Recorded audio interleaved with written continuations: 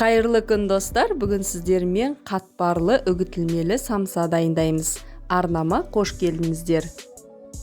Ыдысымызға 3 жұмыртқаны жарып, үстіне 1 шай қасық тұз салып, қаймақ салып, одан кейін 1 ас қасық майонезді салып, жақсылап араластырып аламыз.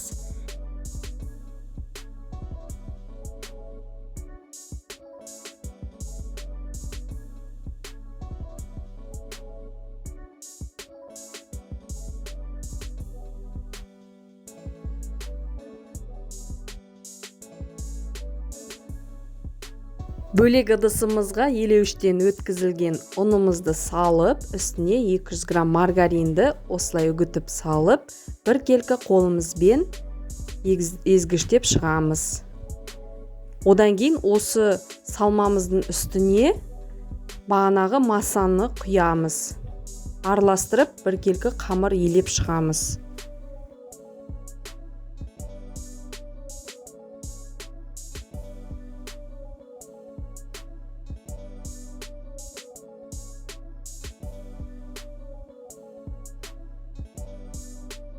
Қамырды елеп болғаннан кейін 15 минут бетін жауып, қойып қоямыз.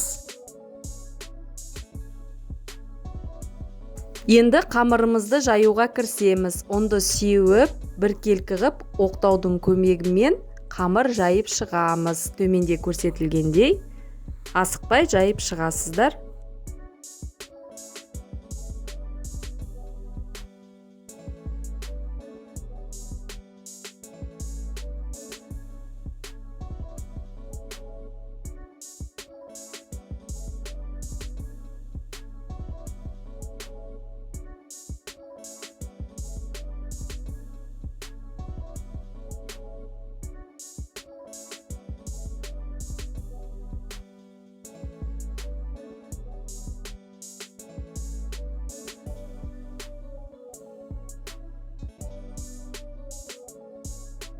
Бір келкі жұқалап жайып болған қамырымыздың үстіне сары май немесе маргаринді ертіп алып, осылай жағып шығасыздар. Майымызды немесе маргаринімізді бір келкі жағып болғаннан кейін қамырымызды төменде көрсетілгендей орап шығамыз. Осымен оратылған қамырымыз дайын болады. Енді самсаны жасауға кірісеміз.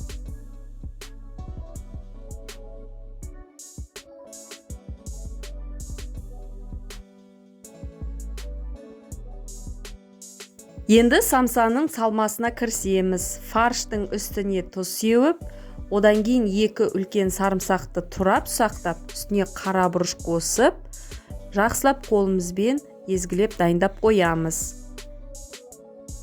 Самсамыздың қамырын осылай бір келкі ғып бөліп дайындап аламыз. Одан кейін 1 ас қасық салманы осылай жайып алып, қамырды үстіне салып, төмендегідей көрсетілгендей өріп, салып дайындап шығамыз.